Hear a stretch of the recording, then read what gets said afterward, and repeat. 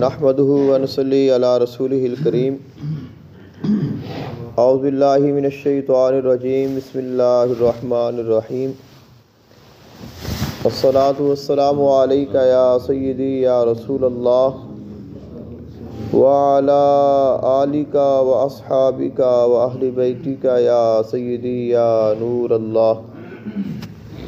محترم حاضرین، اللہ تعالیٰ نے قرآن مجید فرقان حمید میں ارشاد فرمایا وَعِبَادُ الرَّحْمَنِ الَّذِينَ يَمْشُونَ عَلَى الْأَرْضِ هَوْنًا وَإِذَا خَاطَبَهُمُ الْجَاهِلُونَ قَالُوا سَلَامًا۔ اللہ تعالیٰ کے خاص بندوں کی خلق کائنات نے نشانیاں ذکر فرمائیں اور فرمایا وہ ایسے لوگ ہوتے ہیں جو عاجز ہوتے ہیں، انکسار ہوتے ہیں اور باوقار ہوتے ہیں، اور وہ لوگ زمین کے اوپر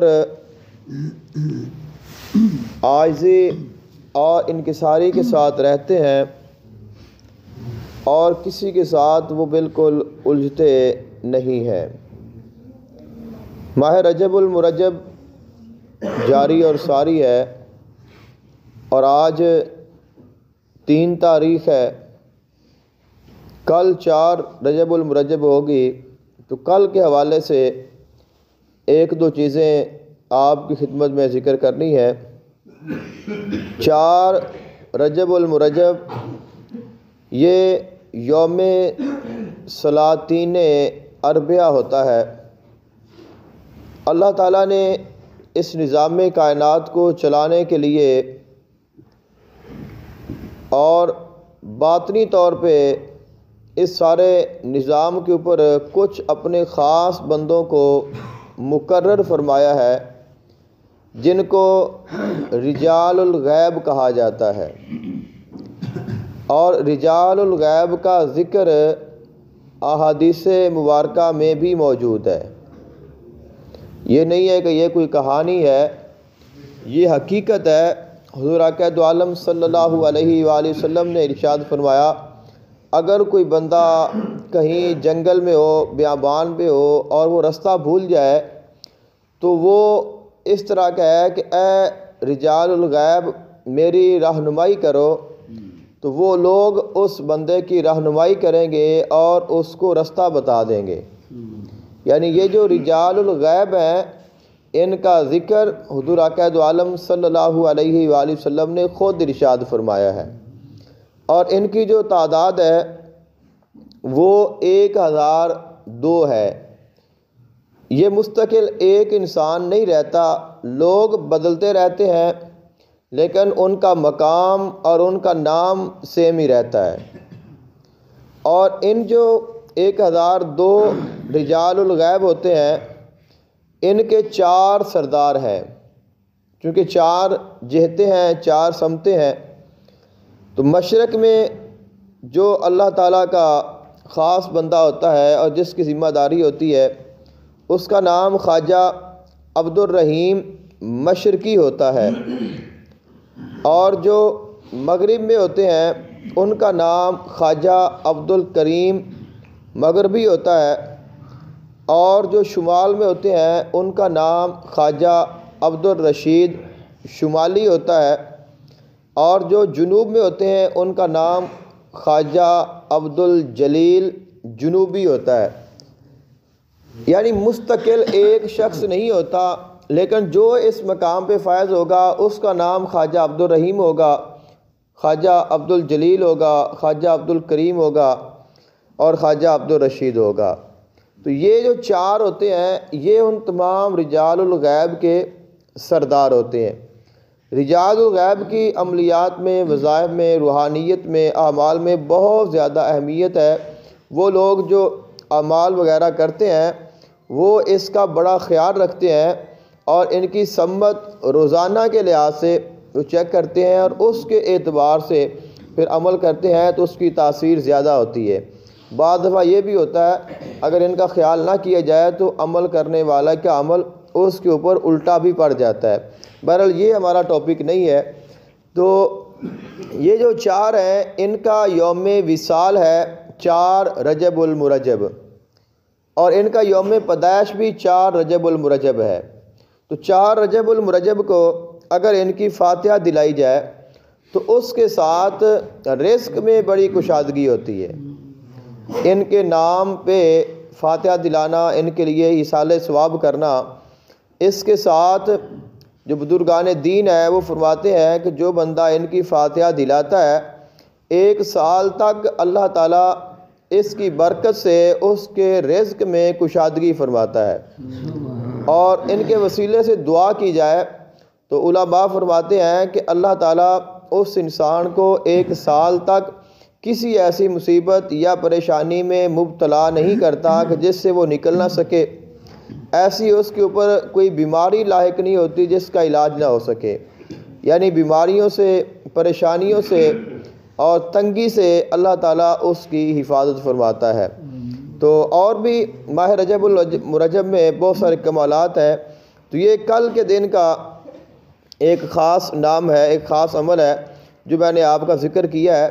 اور یہ جو 4 ہیں ان 4 رجال الغیب کے اوپر جو سردار ہیں وہ سیدنا علی المرتضیٰ شیر خدا کرم اللہ وجہ الکریم کے روحانی طور پہ جو بیٹے ہیں جن کا نام محمد حنیف علوی رضی اللہ تعالیٰ عنہ ہے وہ ہوتے ہیں۔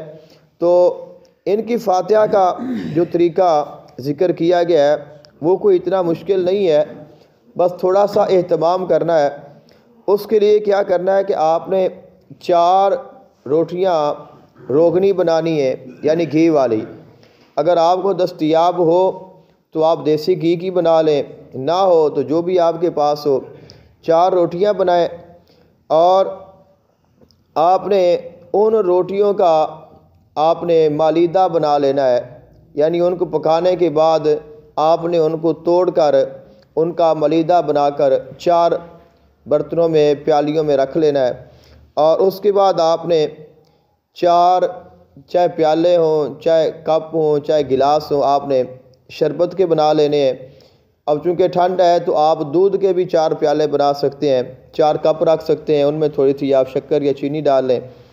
اور اس کے بعد آپ نے 4 پھول گلاب کے لینے ہیں اور وہ آپ نے رکھ دینے ہیں۔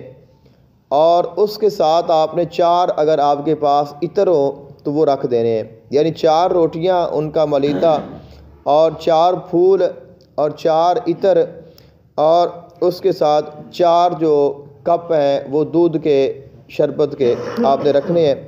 اور اس کے بعد آپ نے فاتحہ دلانی ہے۔ اگر ختم پاک پڑھ لیں، الحمد شریف پڑھ لیں، ان کے نام پہ آپ نے وہ ہدیہ کر دینا ہے اور وہ دعا کر دینی ہے۔ دعا کرنے کے بعد آپ نے وہ جو لنگر ہے، یعنی وہ جو روٹی آپ خود بھی کھا سکتے ہیں، اپنے گھر والوں کو بھی کھلا سکتے ہیں، اور وہ شربت جو ہے یعنی جو دودھ ہے وہ بھی خود پی لیں، اپنے بچوں کو پلا دیں، اگر کسی اور کو دے دیں تو زیادہ بہتر ہے کہ اللہ تعالیٰ کی مخلوق ہے، کسی کو کھلائیں گے تو آپ کو اس کا اجر ملے گا۔ تو جو آپ کے پاس پھول ہیں گلاب کے وہ آپ نے اپنے گھر میں ایک محفوظ جگہ پہ رکھ لینے ہیں، اور ان پھولوں کی یہ برکت ہے، بزرگ فرماتے ہیں کہ جو بندہ یہ فاتحہ دلا کے وہ پھول اپنے گھر میں محفوظ رکھ لیتا ہے تو 1 سال تک اس گھر میں کوئی بھی جادو جنات کا اثر نہیں ہوتا۔ یعنی جب تک وہ پھول آپ کے گھر میں رہیں گے، محفوظ رہیں گے، تو یہ اللہ تعالیٰ کے ولیوں کی برکت ہے اور اس فاتحہ کی برکت ہے کہ آپ کے گھر پہ کوئی کسی قسم کا جادو اثر نہیں کرے گا۔ اور جو عطر ہیں وہ آپ استعمال کرتے رہیں تو اس کے ساتھ آپ کو برکات حاصل ہوں گی۔ تو یہ ایک فاتحہ ہے جو کہ رجال الغیب کی ہے اور 4 سلاطین عربیہ کی ہے جو میں نے آپ کو ذکر کی ہے۔ تو آپ اگر اللہ تعالیٰ آپ کو اس کی طاقت دے، استطاعت دے، تو ضرور آپ اس کے اوپر عمل کریں۔ سیدنا علی المرتضیٰ شیر خدا کرم اللہ وجہ الکریم، آپ کا فرمان، مولا کائنات آپ کا فرمان ہے، آپ ارشاد فرماتے ہیں من عدل العقل مصاحبۃ ذوی الجہل، فرمایا جو بندہ نادان لوگوں کی صحبت اختیار کرتا ہے وہ عقل کی کمی کی وجہ سے کرتا ہے۔ میں نے آپ کے سامنے قرآن مجید فرقان حمید کی آیت پڑھی، خالق کائنات نے فرمایا وَإِذَا خَاطَبَهُمُ الْجَاهِلُونَ قَالُوا سَلَامًا۔ رحمان کے بندوں کی یہ صفات ہے، اگر ان کے ساتھ جاہل مخاطب ہوتے ہیں تو وہ ان سے الجھتے نہیں، بحث نہیں کرتے، بلکہ ان کو سلام کر کے گزر جاتے ہیں۔ تو اسی سے متعلق ہی سیدنا علی المرتضیٰ کا فرمان ہے، فرمایا وہ بندہ جو نادان لوگوں کی، جاہل لوگوں کی صحبت اختیار کرتا ہے، ان کے پاس بیٹھتا ہے، تو یہ اس انسان کی عقل کی کمی کی علامت ہے۔ تو جو سمجھدار ہوتا ہے وہ سمجھدار لوگوں کی ہی صحبت اختیار کرتا ہے، یعنی جو علم والا ہے وہ علم والے کے پاس بیٹھے گا، وہ جاہل کے پاس۔ جاہل سے مراد یہ نہیں ہوتا کہ جو پڑھا لکھا نہیں ہے، جاہل سے مراد وہ ہوتا ہے جو اللہ اور اس کے رسول کو پہچانتا نہیں ہے۔ تو چاہے اس کے پاس کتنیاں بھی ڈگریاں ہوں، اگر وہ حق کو نہیں پہچانتا تو وہ جاہل ہے۔ اور اگر کسی کو الف سے بے لکھنا پڑھنا نہیں آتا لیکن وہ اللہ اور اس کے رسول کو پہچانتا ہے تو وہ عالم ہے۔ دعا ہے اللہ تعالیٰ عمل کی توفیق عطا فرمائے۔ افضل ذکر لا الہ